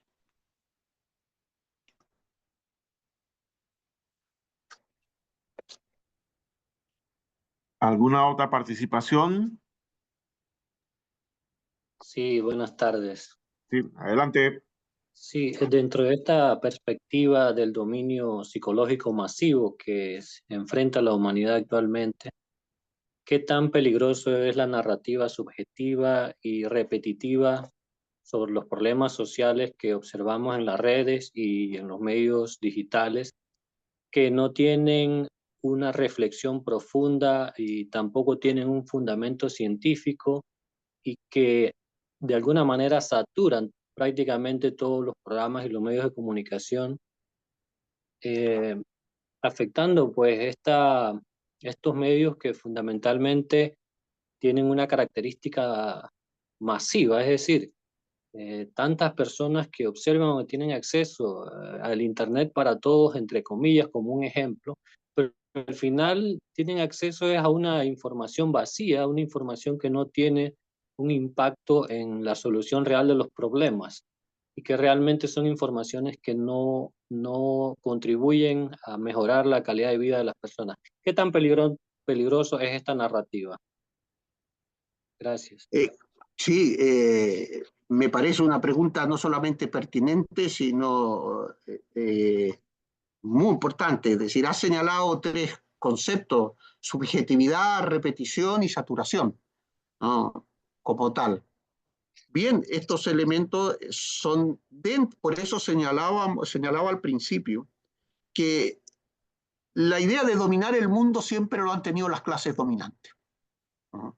El problema es que dominar el mundo, las clases dominantes han tenido que recurrir a lo que en su momento podríamos llamar la biopolítica, es decir, el miedo en el cuerpo articulado en la tortura, ¿no? Cuando, por ejemplo, aparecen las dictaduras, ¿no? Lo que hace es detener a la gente, torturar, y que la tortura sea visible, no solamente que se desconozca. De la misma manera que en la Primera Guerra Mundial y en la Segunda, los errores de la destrucción del cuerpo implicaron incluso que la fotografía cumpliera una función de alerta, ¿no? Cuando mostraba los horrores. ¿Qué decir, no, de lo que dice Susan Sontag, no? Es decir, del valor de la fotografía cuando hablamos de la guerra de Vietnam, ¿no? Tú ya veo por lo que eres demasiado joven, ¿no? Y a lo mejor la guerra de Vietnam la conoces solamente, no en función de tus lecturas, pero desde luego en ese sentido las imágenes, ¿no? Implicaban también esa lógica de la destrucción del cuerpo. Incluso cuando hablábamos del hambre, el hambre subjetiva se hacía visible cuando aparecían esos grandes estómagos de los niños de Biafra, ¿no? Además, África, esos niños, ¿no? Que el estómago se les llenaba de aire, esos estómagos que seguramente tú no los llegaste a ver, ¿vale? Pero que quienes estábamos en finales de los 60 y principios de los 70 nos impactaba. El concepto del hambre como falta de alimento en el ámbito de ver a una madre que era incapaz de poder darle leche porque sus pechos estaban secos, ¿vale? Esas dinámicas implicaban un frente a frente que nos obligaba a construir lo humano. Es decir, veíamos en el otro un ser humano y veíamos que la guerra, la muerte, la tortura, el encarcelamiento, no era una forma de dignidad del ser humano. Entendíamos igual la represión, la guerra sucia, ¿no? Por tanto, el capitalismo, los mecanismos de dominación de los órdenes dominantes, ¿no? Sí, hablamos en términos mundiales, tanto en el feudalismo como puede ser el imperio romano, como puede ser el imperio inglés, y como pueden cualquier orden de dominación, ¿vale? El objetivo que se pregunta es cómo puedo yo construir gente sumisa, que acate y cumpla inmediatamente una orden, sin criticarla, sin reflexionarla y sin pensarla. En la medida en que tú tienes una capacidad de autonomía, es decir, la voluntad de pensar una orden, por ejemplo, los militares que durante las dictaduras se opusieron a torturar y dijeron no, muchos de ellos terminaron fusilados, otros pasaron por las mismas torturas, tuvieron esa voluntad de decir por aquí no. Pero fíjate que eso implicaba, entre otras cosas, que el orden tenía que ejemplarizar la muerte a través del asesinato y hacerlo ejemplar. Las casas de tortura, si uno habla de los campos de concentración, ¿no? Auschwitz, estaban a la vista de todos, para que la gente viera lo que el horror en términos significaba, ¿no? El hecho del silencio. Pero eso significaba, entre otras cosas, una lucha interna entre tu dignidad, tu conciencia, tu voluntad, lo que tú tenías que hacer y la necesidad de callar. Te enfrentaba al hecho exterior. Hoy eso desaparece. Hoy eso se puede hacer por medio de los aparatos, por los dispositivos digitales. Hoy lo podemos hacer con este ordenador. Yo no me veo con este dispositivo, el teléfono móvil, ¿no? Que no es teléfono móvil, seguramente harás o yo haré 3 llamadas al día, pero tenemos las aplicaciones, los teléfonos, las llamadas, ¿no? Los sitios que visitamos, las fotos, el número de cuenta del banco. Tenemos todos los datos que implican, entre otras cosas, vivir con esto ya no como algo externo a nosotros, sino como algo que nos acompaña. Que nos acompaña y que nos dicen, incluso para la gente que es mayor, que te dicen, usted quiere entrar a su cuenta, tiene que tener la aplicación. Si no tiene la aplicación, no. Quiere entrar usted a comprar la aplicación. Implica, por tanto, que tú te relacionas con esto, no con otra persona. Y eso implica que tú tienes que entender un lenguaje que permite a quien emite ese lenguaje el control de las palabras, el control de su significado y la manera en que tú entras a esa dimensión. Eso es lo que se llama realidad virtual. Tu realidad social se vincula a la realidad virtual, que está fundamentalmente en los dispositivos. Con lo cual, obviamente, el control es total. Ya no hace falta torturarte, porque ¿cuántas horas pasas tú o paso yo delante de este dispositivo? Es más, todas las semanas, no sé a ti, pero a mí me dice, usted ha tenido el dispositivo 50 minutos menos que la semana pasada, 30 minutos más, o usted ha caminado 5.000 pasos menos, camine más. Digo, bueno, perdón, ¿quién es el que está detrás de esto? Nadie, un algoritmo, un número. Sin embargo, te condiciona tu manera de actuar. Hoy ya no solamente televisores inteligentes, la gente no utiliza el televisor para ver programas de la televisión, lo utiliza para conectarse como dispositivo a su serie, no a lo que quiera, es decir, a la carta. Y eso significa un control de la mente. Significa que tú empiezas a actuar en función de lo que te están dando. Entonces entras en un proceso de que cuestionártelo te implica un agobio muy grande. Y mentalmente el ser humano, eso genera estrés. Y al generarse estrés genera hormonas que te hacen estar mal. Pero curiosamente los neurobiólogos, los neurólogos actuales dicen, oiga, esa dominación implica que ese estado de ansiedad forma parte de la lógica del control social en el ámbito de la dominación. Por tanto, claro, evidentemente lo que han saturado no son las redes, han saturado tu cerebro, mi mente. Por eso es una guerra neocortical. Han saturado nuestra capacidad de pensar. Y el cerebro, como digo, muy vago.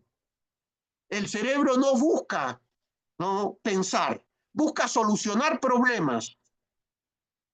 Y antes lo solucione mejor. Yo soy del capitalismo analógico y empecé a estudiar matemática, física, ¿no?, porque me gustaba, pero cuando yo tenía mi regla de cálculo, termino con este ejemplo, es decir, la regla de cálculo Aristos 868, que me permitía correr una parte porque el logaritmo, no el algoritmo, me permitía hacer sumas, restas, multiplicaciones, llegar al logaritmo incluso neperiano según la regla de cálculo. Cuando yo ya estaba saliendo de la universidad en ese ámbito, ya estaban las calculadoras, ¿no?, manuales, que no hacían solo suma, resta, multiplicación y división, me hacían derivadas, integrales, me permitían, por tanto, solucionar problemas en los cuales no necesitaba ya saber cómo se hacía una integral. podía solucionar una integral en términos de un problema, digamos, de diferenciales, siguiendo la operación de la maquinita. Y hoy, evidentemente, la juventud, que no es una crítica, es una constatación de facto, pues evidentemente ni siquiera a lo mejor sabe ver la hora en un reloj digital. Perdón, analógico. Bien, eso es parte del triunfo de la dominación del orden, de la dominación del poder. En la vida cotidiana, hoy, por ejemplo, ya hay neveras inteligentes, entre comillas, que a través de los QR y tal ven que falta algo y pueden incluso relacionarse directamente con tu supermercado y con tu cuenta bancaria y además con el repartidor para que la nevera compre lo que a ti te falta, que ellos han visto la nevera que tú comes habitualmente y que por lo tanto va a tu supermercado donde tú tienes el dato para que de ese supermercado vaya a tu banco para que te pague el banco y al día siguiente llega un mensaje, tu paquete de compra semanal llegará. Digo, oiga, pero sí, pero es que usted come espaguetis, patatas, tomate, y le faltan tomate, mango, espagueti, y como yo sé que usted lo va a comprar, le evito en tener que ir al supermercado. De paso, como en su cuenta corriente usted la tiene, pues evidentemente eso la nevera. Ya no hablamos de los coches sin conductor, pero eso está en manos privadas, porque cada vez que yo aprieto eso lo tiene Zuckerberg, o lo tiene Bill Gates, o lo tiene Elon Musk. Eso es justamente el problema. La dominación está ahora justamente en ese ámbito, pero te he puesto un ejemplo en ese ámbito, es decir, incluso los biberones. Ya no hace falta, si uno tiene un hijo, ponerse la leche en la mano para saber si está caliente o no. El biberón ya viene con inteligencia incorporada que te va a decir la temperatura exacta que el niño va a querer en el ámbito de que ese biberón tiene los chips correspondientes para darte a ti esa información. Entonces no va a tener que estar pendiente. Y la nevera y al mismo tiempo la cocina se va a apagar cuando aparezca que ya hirvió y como es. Estoy poniendo ejemplos para que te des cuenta cómo esa dominación total es posible hoy y no lo era posible hace 30 años. Y eso el capitalismo lo tiene muy claro. Por eso hace y regala. Bill Gates dice, regalamos ordenadores en Bolivia, en Chile, en Argentina, en todos los países de América Latina. ¿Por qué? Porque te estás regalando tu programa y le estás haciendo el Internet de las cosas, es decir, le estás construyendo, ¿no?, la posibilidad de contar con toda una información sobre tus datos. Lo que no dicen es que eso necesita una cantidad enorme de agua y de eliminación, ¿no?, para poder funcionar en sus ordenadores. Es decir, el deterioro medioambiental. No te lo dicen. La cantidad de energía. Y no te dicen que esos algoritmos se construyen sobre la base de una sociedad patriarcal y machista que reproduce esas formas de comportamiento sobre la base de cómo y de qué manera se organizan tus entradas en Internet, ¿no?, tus diálogos en el chat GPT o en WhatsApp o en Instagram. Eso es lo que le hemos entregado. Le hemos entregado nuestra lógica de pensar y eso implica una dominación total. Ese es el gran punto. Esa es la gran diferencia. No sé si te he contestado.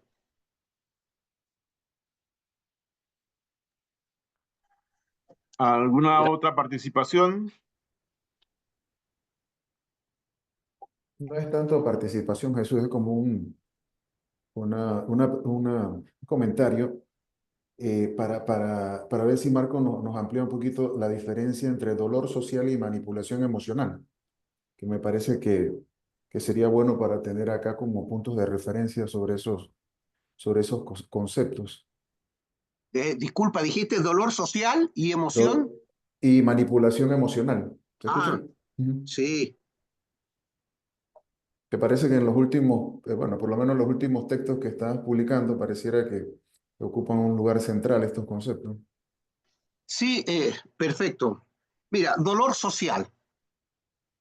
el dolor es una emoción que tiene que ver también con, digamos, tiene que ver, el dolor, antes de ponerle el adjetivo social, el dolor es una respuesta del cuerpo, ¿no?, a lo que significa un hecho exterior que nos sucede y que el sistema nervioso responde alertándonos. Eso es el dolor.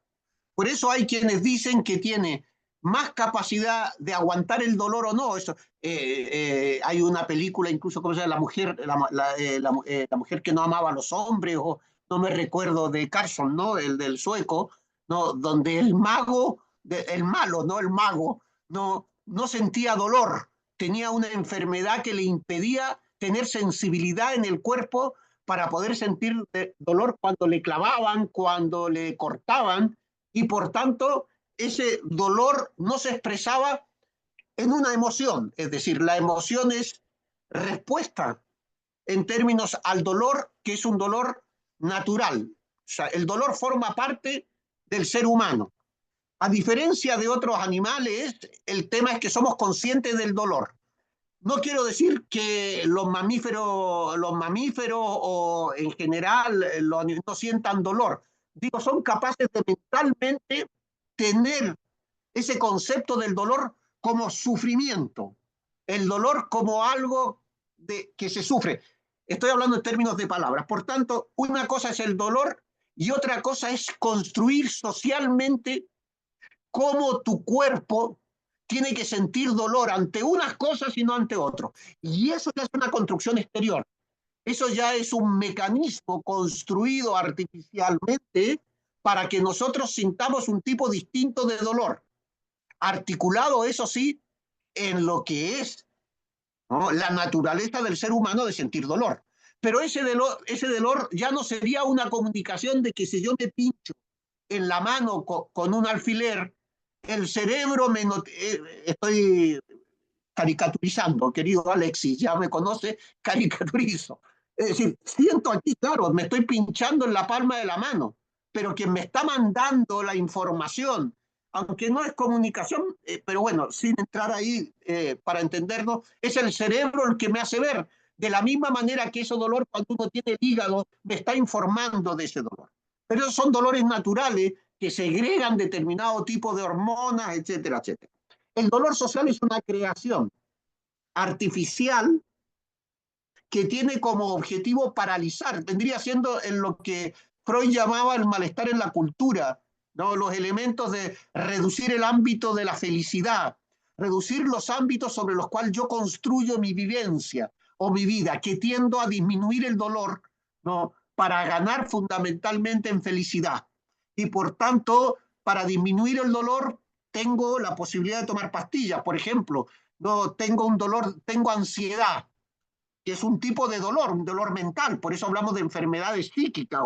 ¿Y qué hago? Pues tomo Lesatin, tomo Valium, ¿no? Lo que intento es sufrir menos, entonces tengo ese sufrimiento por la base de la química. La química me puede eliminar. El fentanilo, sin ir más lejos, desde el punto de vista del uso político y social, elimina el dolor de la exclusión, el dolor de la marginalidad, el dolor de la frustración, el dolor de ser marginado de una sociedad, de que supuestamente no has tenido éxito, de que el mérito no te ha acompañado, de que tu familia, que no has podido cumplir con esos elementos. En su momento puede haber sido el LSD, pueden ser las drogas que sean. Por eso tiene que ver con la DEA y tiene que ver con la construcción de los organismos de control y seguridad de los grandes estados. Cuando Estados Unidos dice que el fentanilo viene de México y está en China, mentira. También se produce en Estados Unidos y en más cantidad. El problema es que se construye de otra manera. Pero he puesto el ejemplo del fentanilo, como en su momento también las recetas para evitar el dolor, ¿no?, porque decían que no eran adictivas. ¿Cómo se llaman estas? Ya me voy a recordar el nombre, hay textos que lo dicen. Pero ahí está la manera de disminuir el dolor social. Y claro, esa eliminación del dolor social, que no es eliminar, es disminuir en el ámbito de quitarte grados de conciencia para saber el origen del dolor social. claro, pues ahí la única manera que tienen de paso es la manipulación de las emociones.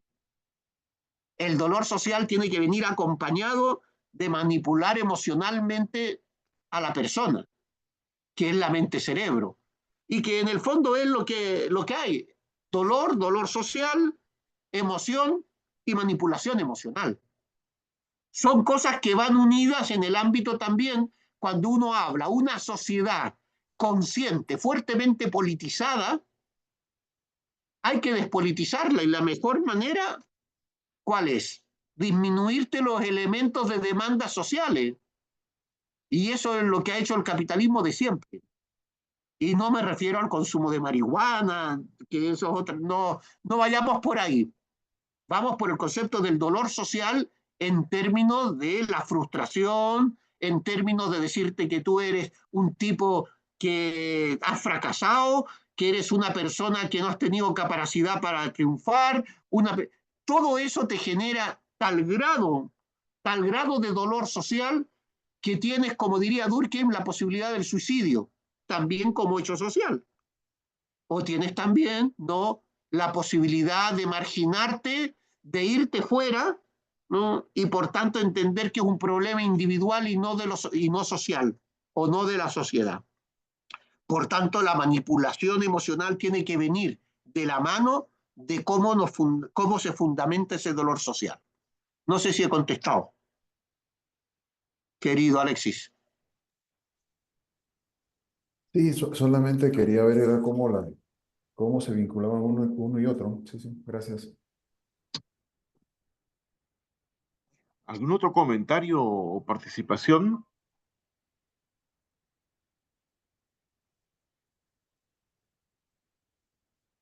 Bueno, nos vamos a descansar entonces. Bueno, si no hay otra participación y habiendo transcurrido ya aproximadamente casi 2 horas, ¿no? Deseamos agradecer al doctor Reutemann su participación y todos los elementos que han nutrido, pues, digamos, otorgándonos pistas sobre temas que vivimos hoy día como sociedad y que a la vez también nos está incidiendo en la cotidianidad, ¿no? Inclusive dentro del campo educativo es uno de los temas más vitales que hay para poder entender el quiebre que ha provocado digamos, la denominada cuarta revolución industrial en la misma dinámica de aprendizaje de los jóvenes, o todo el fenómeno que tiene que ver con las nuevas subjetividades que surgen a partir de estos algoritmos y que van dinamizando la relación de la población joven con la sociedad panameña, no solamente nosotros, sino prácticamente en todas las sociedades en América Latina. Muy agradecido, doctor Reutemann, por habernos compartido sus reflexiones y de manera muy especial por haber dado pistas, haber presentado pistas para poder entender pues todo este tema novedoso que desafía las ciencias sociales en América Latina y que nos obliga a nosotros a realmente tener un ejercicio profundo del pensamiento crítico como alternativa, como propuesta y sobre todo como comprensión de los nuevos fenómenos que estamos viviendo y para entender pues esta época que estamos viviendo los panameños con el ascenso del señor Trump en la Casa Blanca y que tiene que ver directamente con nuestra historia a través del Canal de Panamá y toda la incidencia que inclusive ha tenido los Estados Unidos en la dinámica de desarrollo de las ciencias sociales en nuestro país. Doctor Reutemann, esperamos seguir contando con usted en otras oportunidades que tengamos de seguir profundizando el tema de las ciencias sociales y de manera especial, pues todos sus conocimientos en relación a seguir pensando América Latina y seguir pensando nuestra realidad panameña. Muy agradecido, doctor Reutemann. Gracias a ustedes. Sé que están viviendo un momento crítico, tanto por la agresión de Estados Unidos como la necesidad de defensa de la dignidad nacional, porque no solamente es una agresión exterior, también es la necesidad de esa conciencia nacional y de ese grado de dignidad que creo que el pueblo Panamá tiene y siempre ha demostrado. a pesar de haber sido víctima de múltiples invasiones, una no muy lejos, no por allí por 1988-89, ¿no? Que significó justamente, ¿no? Que un presidente no tomara posesión en lo que en ese momento era Fort North, es decir, curiosamente, no rompiendo la dinámica de tradición de las luchas de emancipación de América Latina. Pero creo que Panamá tiene gente muy digna, capaz de hacernos ver que es un honor ser panameño y un honor ser latinoamericano. Agradecido, doctor Reutemann. Y entonces vamos a clausurar la sesión de hoy y mañana los esperamos. Mañana tendremos como eje central de las conferencias el pasado y presente de la teoría de la dependencia en América Latina. Muchas gracias a todos y nos veremos entonces mañana. Y nuevamente agradecimientos, doctor Reutemann, por su apoyo a nuestro seminario. A vosotros, muchas gracias a ustedes. Hasta el mañana. Hasta mañana. Mañana.